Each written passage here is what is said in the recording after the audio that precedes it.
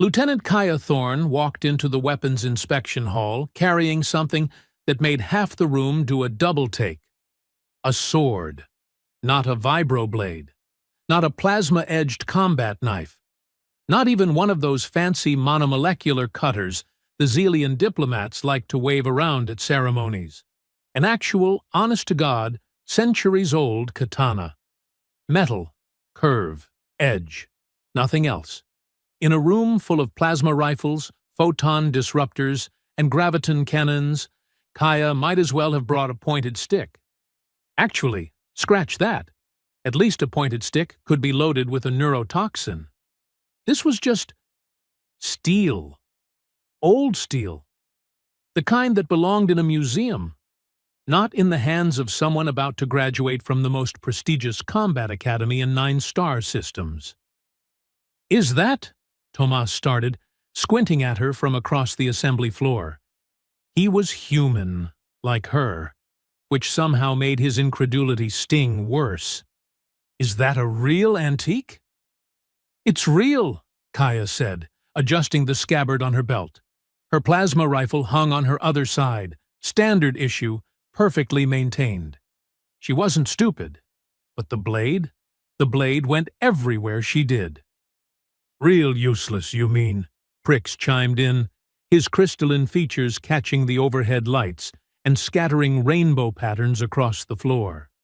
He was Kulixian, all sharp angles and translucent planes, and his voice had that particular resonance that made every word sound like it was being carved into stone.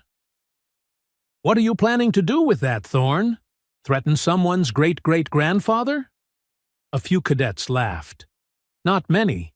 Most were too professional for that, or at least smart enough to keep their mouths shut during inspection protocols, but enough to make the point. Kaya didn't bite. She'd heard worse. Growing up on a colony world where your family still practiced old ways meant you developed thick skin early. Or you broke. She'd chosen option 1. "It's functional," she said simply, moving to her designated inspection station. "Oh, I'm sure it is." Prix wasn't done. Of course he wasn't done. Functional for what? Cutting vegetables? Intimidating house pets? Really making a statement at costume parties? "Prix, can it?" Quern muttered. He was Molthan, vaguely reptilian, and had the good sense to look embarrassed by his classmates' behavior. Unfortunately, he also had the backbone of overcooked pasta, so his objection carried about as much weight as a photon in a black hole. Master Ulix entered the hall before Prix could fire off another witty observation, and every cadet snapped to attention. The instructor was Corthan, 6.5 feet of chitinous plating, 4 arms, compound eyes that could track a neutrino in a nebula. He'd been teaching advanced tactical combat for 23 cycles, and his reputation included words like merciless, brilliant, and will absolutely fail you for breathing wrong. "Inspection positions," Ulix said, his voice buzzing through the translator unit mounted on his thorax. "Weapons live, safeties engaged, magazines visible." Kaya set her plasma rifle down first, exactly according to protocol. Power cell ejected, chamber open, trigger lock activated. Then she laid the katana beside it, still sheathed. Ulix moved down the line, checking each station with methodical precision. He paused at Thomas's setup, made a minute adjustment to the man's photon scope, moved on. Quern got a nod of approval. Prix received what might have been a Corthan equivalent of a sigh. Hard to tell with the mandibles. Then Ulix reached Kaya's station. He stopped. His upper arms continued their inspection routine, running scanners over her plasma rifle. But his lower arms extended toward the katana, manipulator claws clicking softly. "May I?" he asked. "Of course, master." Ulix lifted the blade, scabbard and all, with surprising delicacy. His compound eyes shifted through several color spectrums, analyzing. One claw tip traced the Seijo cord wrapped around the scabbard. Old silk, faded, but intact. Then he drew it. 30 inches of curved steel emerged with a whisper of sound. No dramatic ring, no flash of light. Just metal moving through wood and air. But something about it made the ambient noise in the hall drop by half. Ulix held the blade up to the light. His antenna twitched. Then he went very, very still. When a Korthan goes still, you notice. They're not built for stillness. Their species evolved from hive hunters who could chase prey for days without stopping. Seeing Ulix freeze like that was like watching a river suddenly decide to flow upward. "Where did you get this?" His voice had lost its casual inspection tone. "Family heirloom," Kaya said. "It's been passed down for 6 generations," Ulix interrupted, antennas quivering now. "Possibly 8? Forged in the old method, folded steel, differential hardening. But the base material..." He leaned closer, close enough that Kaya could see her reflection fracture across his compound eyes. "Lieutenant Thorne, do you know what this is made from?" "My grandfather said it was meteorite iron, from old Earth, before the colony ships." "Meteorite iron." Ulix repeated the words like he was tasting them, testing them. His mandibles clicked in a pattern Kaya had learned to recognize as deep thought. "Yes, that's one way to describe it." Prix, because he apparently had a death wish, chose that moment to snicker. "Oh, good. Mystical space rock. That'll definitely stop a plasma bolt." Ulix's head swiveled. All of it. The full 180 that Korthans could manage, and humans absolutely could not. And fixed Prix with a look that could have stripped paint. "Lieutenant Prix," he said very quietly, "how many combat drones do you believe you could defeat in a standard tactical simulation?" Prix blinked, his crystalline features refracting confusion. 5? Maybe 6 if they're Mark 7 or below." "Sir." "And with how much damage to yourself?" "Minimal. I'm in the top percentile. For combat scores, sir. You've seen my..." Yes, I've seen your scores." Ulix made a dismissive gesture with one arm while still holding Kaya's blade with another. It was an impressive display of multitasking. "Top 15% in the class. Quite impressive. You should be proud." Prix preened. Literally, his crystalline ridges caught the light and scattered it even more brilliantly. "Thank you, sir. How would you like to demonstrate those skills right now?" The preening stopped. "Sir?" Ulix turned back to Kaya, and when he spoke, his voice dropped to a pitch that his translator could barely catch. Words meant only for her, mandibles forming shapes that carried meaning beyond sound.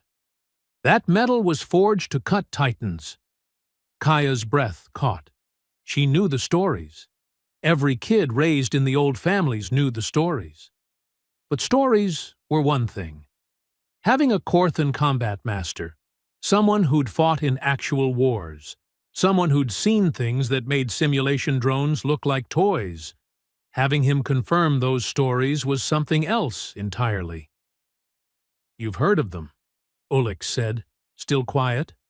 Not a question. "The Leviathan Wars, before First Contact, the machines that nearly ended your species, yes?" Ulix's antennas drooped slightly, a gesture of respect or possibly regret. "Your people don't advertise that particular chapter of history. Understandable. But some of us remember. Some of us made it our business to remember." He raised his voice back to instructional volume, and the entire hall snapped to attention again. "Change of protocol," Ulix announced. "We're moving to the tactical simulation arena. Immediately. All cadets, gather your primary weapons. Lieutenant Kaya..." He held out her katana, returning it with both lower arms in a formal presentation grip that Kaya recognized from Korthan military customs. High respect, the kind you showed to superior officers or decorated veterans. You'll bring only that, someone gasped. Might have been Quern, might have been Thomas. Didn't matter. Prix found his voice. Sir, with respect, that's not, she can't possibly. Lieutenant Prix. Ulix's tone could have flash-frozen hydrogen. You expressed confidence in your combat abilities. Would you care to put those abilities to a small test? Standard simulation. 5 Mark 9 drones. Realistic damage protocols. Of course, sir. I'm ready whenever. Good. You'll go first. Establish a baseline. Ulix's compound eyes glittered with something that might have been amusement. Might have been anticipation. Then Lieutenant Kaya will run the same simulation with her museum piece. Prix's crystalline features went through several color shifts. Confusion. Realization. Something that looked suspiciously like concern. And if she fails? He asked. If she fails, she's removed from the advanced tactical program. Flagged as equipment compromised. Possibly recycled back to basic combat training. Ulix let that hang in the air for a moment. But if she succeeds, if she matches or exceeds your performance with nothing but that blade, then I suggest you all reconsider your assumptions about primitive technology. Kaya took the katana, slid it back into its scabbard with practiced ease. Her heart was pounding, but her hands stayed steady. Grandfather's voice echoed in her memory, words spoken over a grinding wheel in their family's tiny forge room on the colony. This blade has drunk fire and swallowed stars. Respect it, and it'll never fail you. She'd always thought that was poetic metaphor. Maybe it wasn't. Arena, now! Ulix gestured toward the exit with 3 arms simultaneously. And someone start an unofficial betting pool. Make it interesting. That got a ripple of nervous laughter. Betting pools were technically against Academy regulations. They were also absolutely everywhere, and every instructor knew it. Thomas sidled up to Kaya as they filed out. Hey, you sure about this? Mark 9 drones are no joke. They've got adaptive targeting, predictive algorithms, sustained fire capability? I know what they've got. Right. Yeah. It's just... He glanced at the katana on her belt. That's a really nice family heirloom. Would be a shame if something happened to it. Or, to you. Thomas? Yeah? Shut up. He shut up. The tactical simulation arena occupied an entire deck of the station, big enough to replicate everything from tight corridor fighting to open battlefield scenarios. When they arrived, the space was configured for urban combat, collapsed buildings, debris fields, plenty of cover. Good for tactical shooting, terrible for sword work. Kaya smiled. Prix noticed. Something funny, Thorn? Just thinking, she said. 5 Mark 9 drones. Adaptive targeting. This should be educational. Glad you're keeping a positive attitude. Prix checked his plasma rifle, his movements precise and practiced. Good technique, she had to admit. He wasn't just arrogant, he had the skills to back up his mouth. Usually. Try not to get killed too quickly. I'd hate for this to be anticlimactic. Ulix took position at the control station, his multiple arms dancing across the interface. Lieutenant Prix, you're up. Standard rules. Eliminate all hostile targets. Minimize personal damage. Complete objectives within 15 minutes or face termination. Questions? No, sir. Then enter the arena.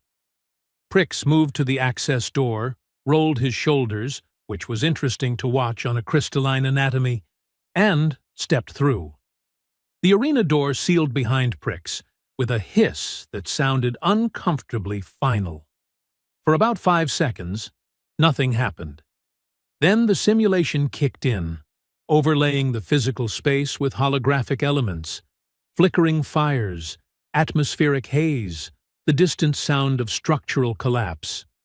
Combat zone authenticity, they called it. Mental conditioning, more accurately.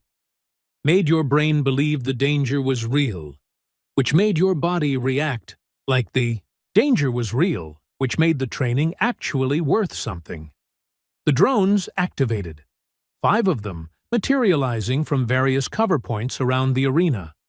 Mark 9 models, each about the size of a human torso, spherical cores bristling with weapon mounts and sensor arrays. They moved with that particular flowing motion that came from having micro-thrusters pointed in literally every direction. No momentum, no inertia, just instant response to threat calculations running faster than conscious thought. One of them fired immediately. Prix dove behind a chunk of simulated concrete as a plasma bolt scorched the air where his head had been. Good reflexes. He came up shooting, his rifle tracking smoothly, and caught the drone dead center. Its shields flared blue-white, absorbed the hit, and the drone retreated to recalculate. Decent opening, Ulix murmured from the control station. His lower arms were documenting everything, styluses moving across data tablets in blur of motion. Aggressive, but not reckless. He's got combat sense. Kaya watched Prix move through the arena like he'd been born to it, rolling between cover points, using suppressing fire to control drone positioning, exploiting sightline advantages. When he caught one drone separated from its group, he hit it with a sustained burst that overwhelmed its shields and sent it spinning to the ground, core sparking. 1 down. The remaining 4 adapted immediately, tightening their formation, covering each other's approach vectors. Prix responded by going vertical, using his species' natural climbing ability to scale a half-collapsed wall. Height advantage. Smart. He took out the second drone from above, dropping it with a precision shot through its primary sensor cluster. 2 down. 6 minutes elapsed. "He's good," Tomas whispered, standing next to Kaya in the observation area. "Like, really good. Did you see that vertical repositioning? Most people don't think three-dimensionally in combat situations." "Most people aren't Colixian," Kaya replied. "Their homeworld has low gravity. They grow up climbing." "Still impressive, though. Never said it wasn't." Prix took a hit then, glancing blow from a drone that had flanked him while he was focused on another target. His shields held, but the impact sent him tumbling off his perch. He landed hard, rolled, came up firing blind. Panic shooting, survival instinct overriding training. Got lucky, though. One of his wild shots clipped a drone's thruster assembly, sent it careening into a wall where it exploded in a shower of sparks and shrapnel. 3 down. "And that," Ulix said, mandibles clicking, "is why we drill until conscious thought becomes obsolete. Panic kills precision. Precision keeps you alive." The final 2 drones had Prix pinned now, crossfire situation, both of them pouring sustained fire into his cover position. His shields were holding but degrading fast, the telltale flicker of imminent failure starting to show. Prix did something crazy then, something desperate. He charged, just straight up sprinted directly at one of the drones, using his body as bait, shields absorbing punishment, rifle firing continuously. The drone's targeting algorithm probably had a small seizure trying to process that decision. By the time it calculated a new response pattern, Prix was close enough to physically grab it. He smashed it against the ground, hard enough that its core casing cracked. Then he fired his rifle directly into the crack at point-blank range. 4 down. The last drone, having witnessed this display of controlled insanity, apparently decided that tactical retreat was the better part of valor. It pulled back, putting distance between itself and Prix, buying time to recalibrate. Prix didn't give it time. He was wounded now, couple of actual burns showing through damaged sections of his uniform. But moving like pain was optional. He flanked wide, used the same vertical tactics as before, and caught the drone with a 3-round burst that punched through its shields and core simultaneously. 5 down. Time: 8 minutes, 36 seconds. The arena went neutral, simulation elements fading, emergency medical scanners sweeping Prix automatically. Minor burns, shield impact bruising, nothing serious. He emerged through the access door looking tired but satisfied. That crystalline smugness back in full force.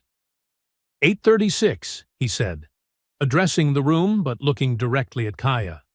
Standard tactical doctrine, minimal wasted movement, all targets eliminated. Not bad for a training run, if I say so myself. You do say so, Quern muttered. Frequently. Ulix's antennas twitched. Approval or amusement, hard to tell. Adequate performance, Lieutenant Prix. You demonstrated solid fundamentals, good spatial awareness, acceptable improvisation under pressure.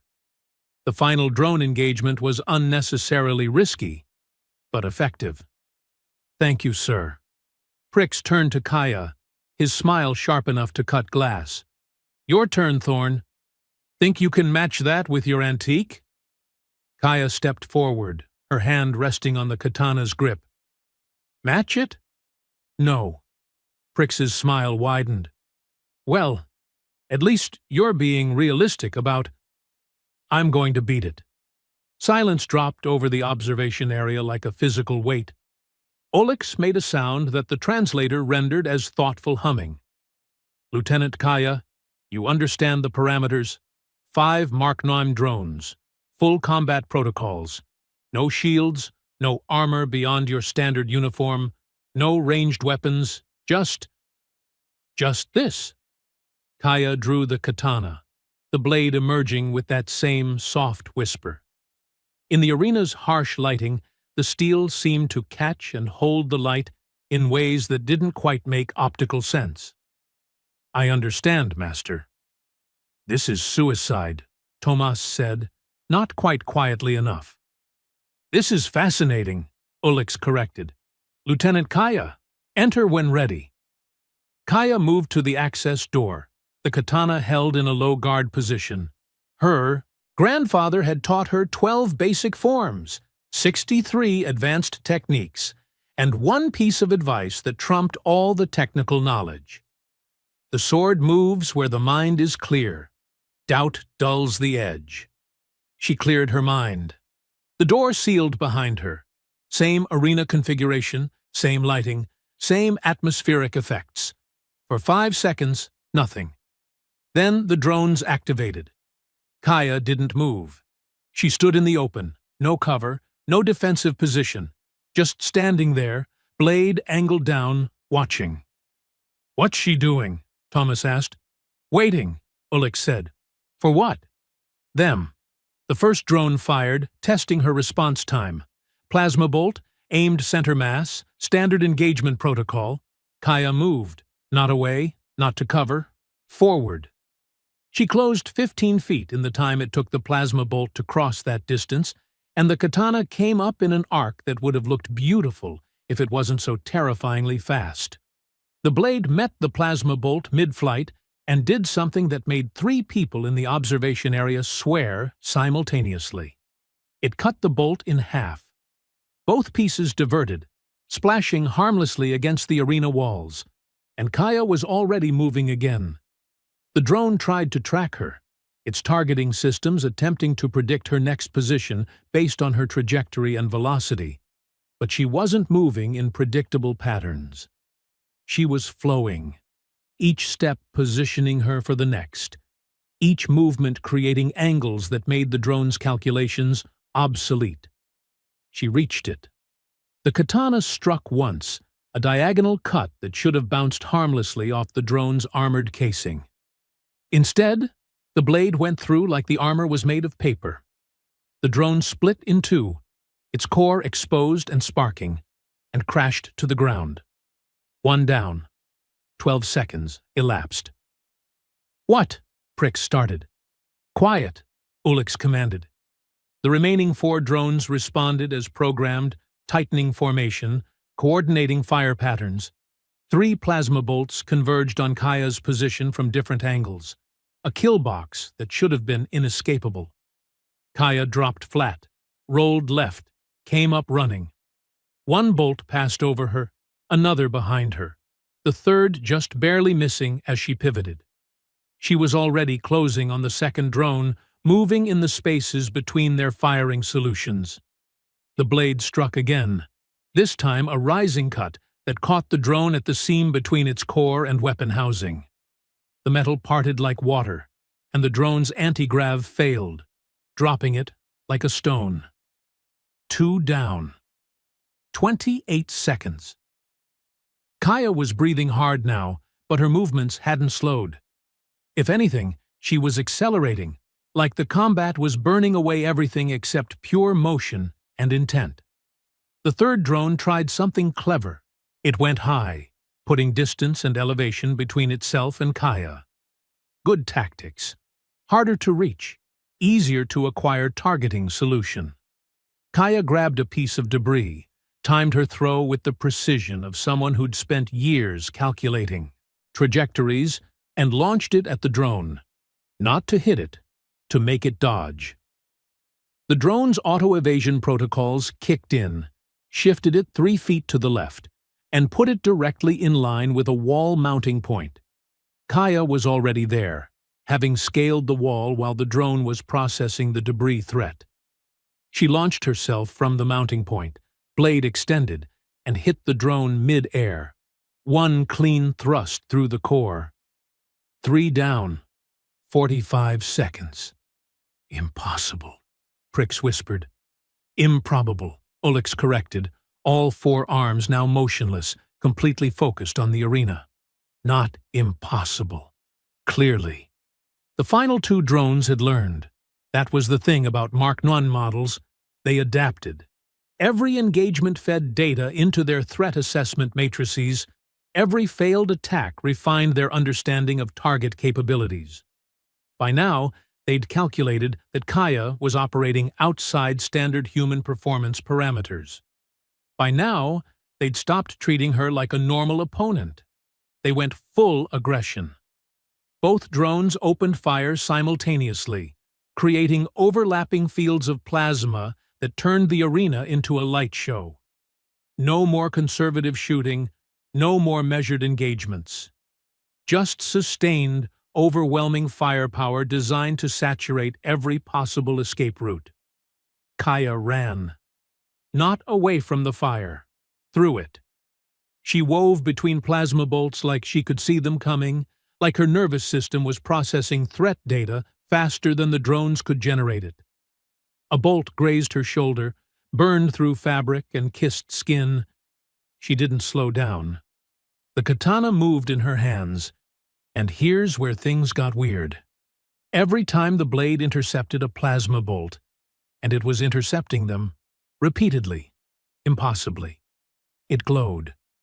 Faint at first, just a suggestion of luminescence along the edge. But with each contact, the glow intensified, like the metal was drinking the energy and converting it into something else. "Master Ulix," Thomas said, his voice cracking slightly, Is that supposed to happen?" "No." Ulix's translator carried an edge of something that might have been excitement. "At least, not with any weapon I've ever documented. But then, this blade predates modern metallurgical standards by several centuries." Kaya reached the 4th drone, and the fight got close. Too close for ranged weapons.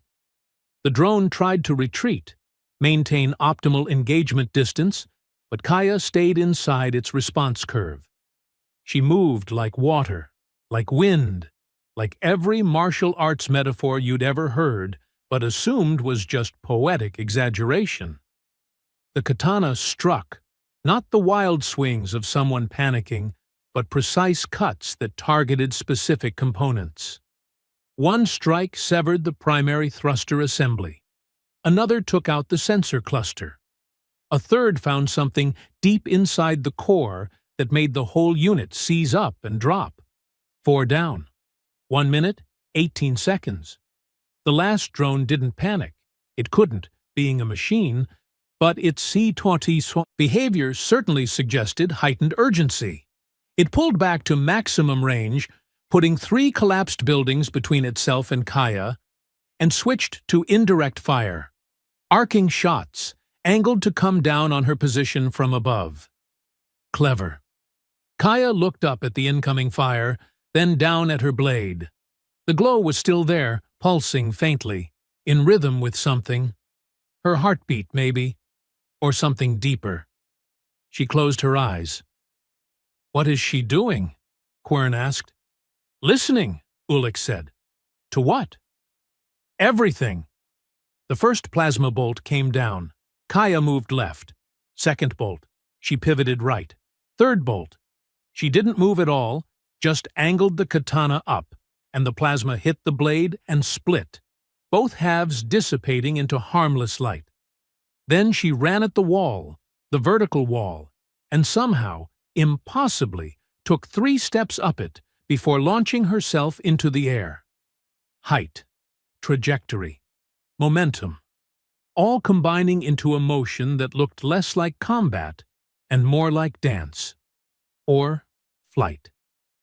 She cleared the collapsed buildings, caught a glimpse of the final drone repositioning below, and dropped. Fell 20 feet with the blade extended, gravity doing most of the work, her entire body aligned behind the cut. The katana hit the drone's top plating, the thickest armor point, the section designed to withstand direct missile strikes, and went through it like the armor was mist. 5 down. 1 minute, 56 seconds. Kaya landed in a crouch, the destroyed drone sparking and dying behind her. The arena went neutral. Simulation elements faded. Medical scanners swept her automatically, registering minor burns, elevated heart rate, minor muscle strain. Nothing serious. She stood up, wiped the blade clean with a cloth from her belt. No blood, obviously, just carbon scoring and residual energy discharge, and sheathed it. Then she walked out. The observation area was dead silent. Prix's crystalline features had gone completely clear, all pigmentation drained, which apparently was his species' equivalent of shocked pale. Thomas looked like someone had just explained quantum mechanics using interpretive dance. Quern's jaw was hanging open far enough to violate several biological norms. Ullix broke the silence with a slow, deliberate click of his mandibles, the Corthan equivalent of applause. 1 minute, 56 seconds, he said. 5 Mark 9 drones, eliminated with 0 ranged weapon usage. Minimal damage sustained. His compound eyes fixed on Kaya. "That was not standard combat doctrine, Lieutenant." "No, sir," Kaya agreed. Her shoulder hurt where the plasma had grazed it, but the burn was superficial. Standard doctrine wouldn't have worked. What was it then? Old doctrine. Very old. Ullix gestured for her to elaborate. All 4 arms spread in invitation. Kaya took a breath. This was the part her grandfather had always struggled to explain, the part that sounded insane when you said it out loud. But after what she'd just done, after what everyone had just witnessed, maybe it would land differently. During Earth's Leviathan Wars, she began, humanity faced enemies that could adapt to any conventional weapon. Energy shields that learned to deflect specific frequencies. Armor that evolved to resist particular projectiles. AI targeting systems that predicted human tactics faster than humans could execute them. "The Titan-class ships," Ullix said, nodding. "I've read the declassified reports. Humanity nearly went extinct." "Nearly? But we didn't." Because someone figured out that the Titans had a weakness. They couldn't predict what they couldn't measure, couldn't adapt to what they couldn't understand. Kaya's hand rested on the katana's grip. So, humanity went backward, resurrected combat methods from before the digital age, refined them, weaponized them. Swords against starships, Prix said, disbelief thick in his voice. You expect us to believe— Boarding actions, Kaya interrupted. Once you got inside a Titan, once you were past the shields and armor, you needed weapons that didn't rely on power sources the Titan could drain, didn't use targeting systems it could hack, didn't follow predictable physics it could calculate around. Ulix's antennas quivered. You needed weapons that were extensions of human unpredictability. Exactly. Master smiths forged blades from meteorite iron, metal that had survived atmospheric entry, that had been tempered by cosmic radiation, that had molecular structures unlike anything produced terrestrially. They folded the steel in patterns that created quantum-level inconsistencies, made weapons that existed partially outside conventional physics. Thomas laughed nervously. That sounds like myth. Like propaganda. Does it? Kaya drew the katana again, held it up to the light. The glow was fading now, but still visible. This blade just cut through Mark 9 armor. Standard Mark 9 plating can withstand direct plasma cannon fire. Military grade. Battle-tested. But a piece of primitive steel went through it, like tissue paper. She let them process that. The Titans had one other weakness, she continued. They processed information sequentially. Lightning fast, yes, but still sequential. Humans, especially humans trained in old martial disciplines, could tap into something different. Intuitive cognition, pattern recognition that bypassed conscious thought. We stopped thinking and started feeling. Feeling, Prix repeated. You defeated 5 combat drones by feeling. No. I defeated 5 combat drones by becoming something their programming couldn't categorize. By moving in ways that seemed random but weren't. By using a weapon that shouldn't work, but does. Kaya sheathed the blade again. The Titans lost because they expected us to fight like them. We won because we remembered how to fight like us. Ulix made a sound his translator didn't even attempt to render. His lower arms moved across his data tablets, pulling up files, cross-referencing information. I've studied human military history, he said slowly. Extensively. It's required reading for Corthan officers, understanding how you defeated the Leviathans, but most of the primary sources were lost. Destroyed in the wars themselves, or classified afterward. What remains are summaries, sanitized reports. I'd always assumed the stories about swordmasters cutting through Titan hulls were embellished. Not embellished, just incomplete. Kaya touched the burn on her shoulder, winced slightly. After the wars, humanity wanted to move forward, wanted to forget. Most of the master smiths died during the fighting. Their forges were destroyed. The techniques were lost. Only a few families maintained the traditions. Like yours. Like mine. Ulix was quiet for a long moment, processing. Then he straightened, all 4 arms coming to a formal rest position. Lieutenant Kaya, how many blades like this still exist? Grandfather said maybe 20, possibly less. They're fragile. Not the metal, that's nearly indestructible, but the knowledge of how to use them properly. Each generation that passes, we lose more of the understanding. And you learned from your grandfather. He was the last certified master smith from Old Tokyo Prefecture. Taught me from age 6 until I shipped out for academy training. Which makes you probably one of maybe 10 people alive who can actually fight with these things. Ulix's mandibles clicked in a rapid pattern that his translator rendered as deep consideration.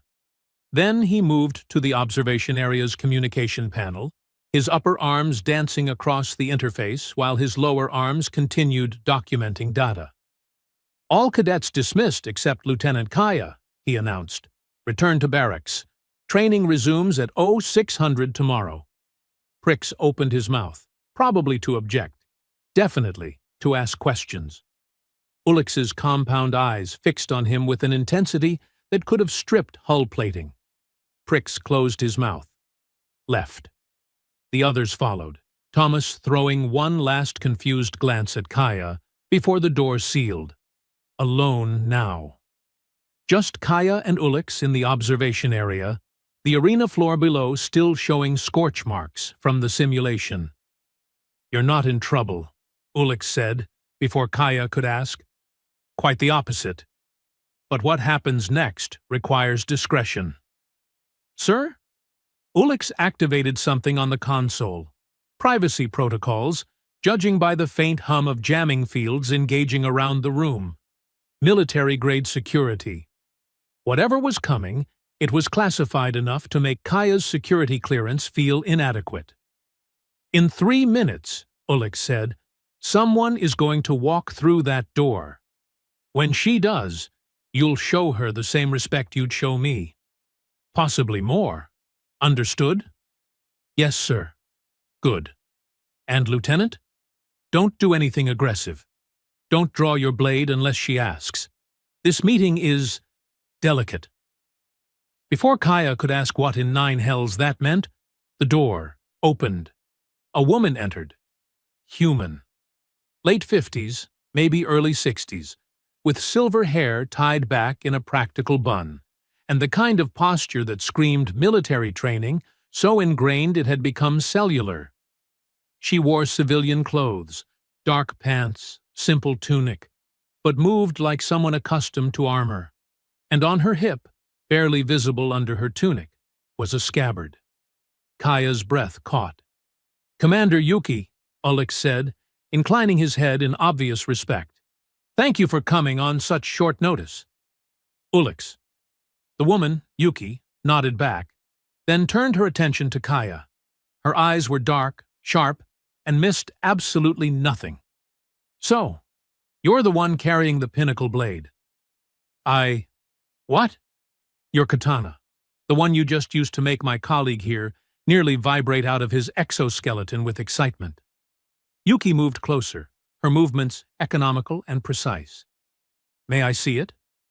Kaya glanced at Ulix, who gestured permission. She drew the blade slowly, reversed it, presented it in the formal style grandfather had taught her. Yuki took it with both hands, held it up to the light. Her expression didn't change, but something in her posture shifted. Recognition. Respect. Something deeper. Folded steel, meteorite core, differential hardening along the edge, traditional clay tempering. She turned the blade, examining the hamen, the wavy line where hard edge met softer spine. Inscription on the tang reads, "Let me see. Forged in fire, baptized in stars, wielded by the worthy. Classic Tanaka workshop signature." Kaya nearly dropped everything. "You can read old Japanese?" "I can do more than read it." Yuki returned the blade, then reached under her tunic and drew her own. Identical style. Same curve. Same length. The steel caught the light and held it in exactly the same impossible way Kaya's blade did. "Master Tanaka forged mine 6 months before he died," Yuki said, her voice carrying weight that had nothing to do with volume. 63 cycles ago, by station time, back when Earth was still rebuilding from the Leviathan Wars, when the old families were being hunted by the new government for hoarding dangerous technologies. She smiled, thin and sharp. "I was 16. Tanaka was your great-grandfather." Kaya's world tilted sideways. "You knew him." "Trained under him for 8 years. He taught me everything. The forms, the philosophy, the way to hear what the blade is telling you. Yuki's expression softened slightly. He used to say that steel remembers. Every fold, every heating, every cooling, all that history compressed into 30 inches of edge. He told me the same thing. Then you understand. Yuki sheathed her blade in one smooth motion. Lieutenant Kaya, what do you know about the Obsidian Protocol? Nothing. Never heard of it. Good. It's supposed to be a secret. Yuki moved to the observation window, looked down at the arena. After the Leviathan Wars, after humanity won but nearly destroyed itself in the process, the provisional government made a decision. They would suppress all information about the Titan Breaker blades, the Master Smiths, the old combat disciplines. Too dangerous, they said. Too primitive. Humanity needed to look forward, embrace new technologies, join the galactic community as modern equals. But some people disagreed, Alex interjected. Some people remembered that modern technology almost got us killed, Yuki corrected. So they went underground, preserved the knowledge, kept the traditions alive, and more importantly, they kept recruiting, finding people like you, people who carry the blades, who understand what they represent. Kaya's mind was racing, connecting pieces. The academy placement, my assignment to this station, Alex being my instructor. That wasn't random.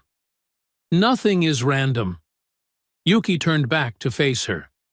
We've been watching you since you enlisted, waiting to see if you were worthy, if you understood what you carried, or if it was just a family heirloom you wore for show. Today was a test. Today was confirmation.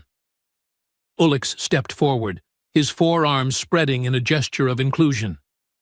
The Obsidian Protocol maintains a network across 9 star systems, military personnel, civilian contractors, even some political figures.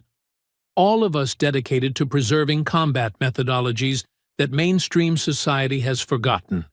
Because here's what the optimists don't want to admit. The Titans weren't unique. They were just the first truly existential threat humanity faced. There will be others, Yuki said. Are others? Threats that conventional weapons can't stop. Enemies that adapt faster than technology can evolve.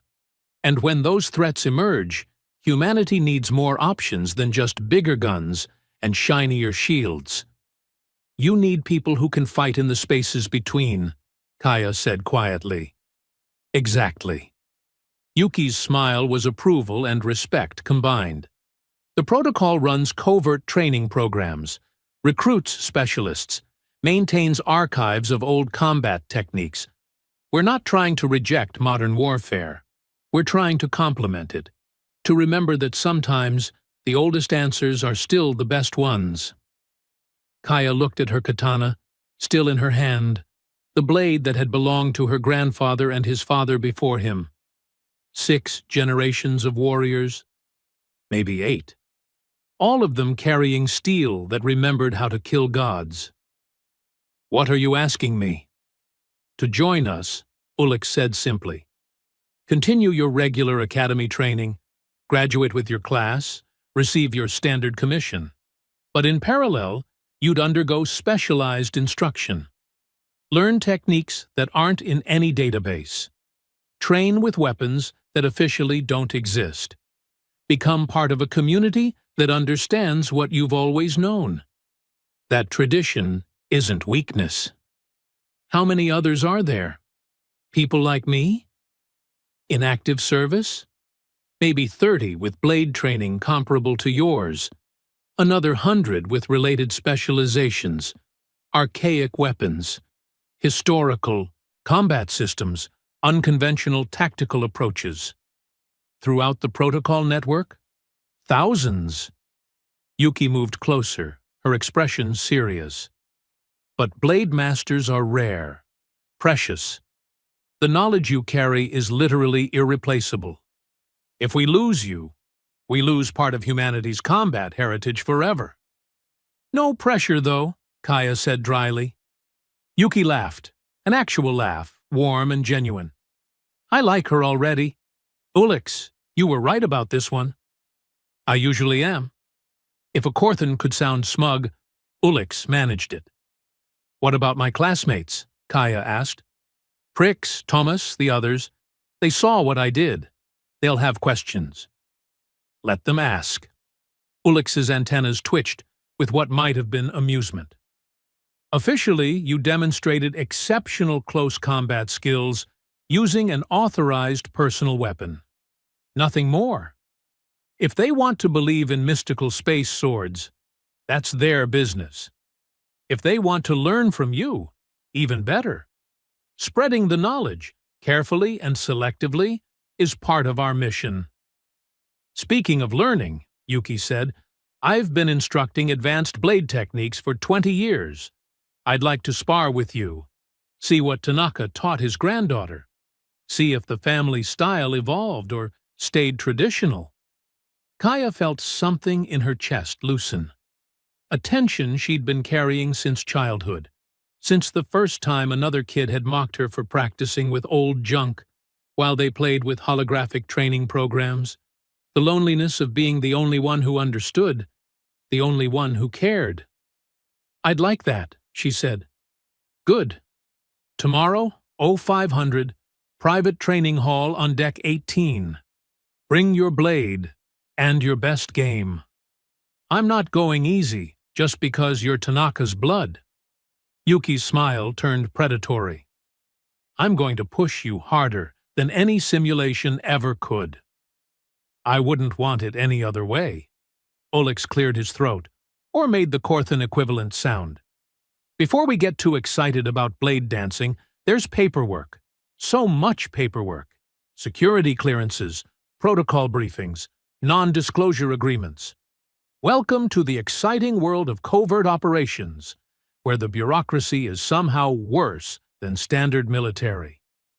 How much worse? I've been processing documents for 6 hours straight, Ulix said. My lower arms are starting to cramp. That's how much worse. Kaya couldn't help but laugh. Here she was, being recruited into a secret organization dedicated to preserving humanity's most dangerous combat traditions, and the primary obstacle was administrative forms. Some things never changed, regardless of how far you went into the galaxy.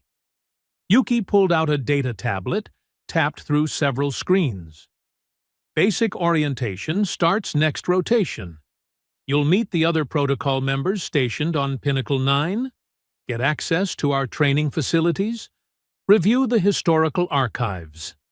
In the meantime, act normal. Graduate. Make your family proud with the public achievements while doing the real work in private. Can I tell anyone? My family. Your family already knows, Yuki said gently. How do you think we found you? Your grandfather contacted us before he died. Made sure we'd look after you, guide you when the time came. He was protocol himself, decades ago. One of the founding members, actually. That hit harder than any plasma bolt. Grandfather had never mentioned it, never said anything beyond teaching her the forms, telling her the stories, insisting she practice even when it seemed pointless. But he'd known. He'd planned for this. The old man always did think 3 moves ahead, Kaya said, her voice rougher than she'd intended. 4, usually, Yuki corrected. Sometimes 5. He was insufferable that way. Brilliant, but insufferable. She extended her hand. Welcome to the Obsidian Protocol, Lieutenant Kaya. Your grandfather would be proud. I'm proud. Now let's make sure you survive long enough to pass this knowledge to the next generation. Kaya took her hand. Firm grip. Warriors recognizing warriors. One question, Kaya said. Why Obsidian Protocol? What's the significance? Ulix's mandibles clicked in what his translator rendered as dark amusement. Obsidian is volcanic glass, formed when lava meets water too quickly for crystals to develop. It's not the strongest material, not the most advanced, but throughout human history, across every continent and culture, you used it for one thing consistently. Blades, Kaya finished. Blades, Yuki confirmed. The first cutting tools, the oldest weapons, sharp enough to split atoms, given proper application. We chose the name as a reminder. Sometimes, the oldest answers cut deepest. Outside, through the observation window, Kaya could see maintenance drones cleaning the arena, erasing the scorch marks, resetting for the next training rotation. Tomorrow, other cadets would use that space, completely unaware of what had happened there. But Kaya would remember, would carry it forward. Steel remembers, Grandfather had said. So would she.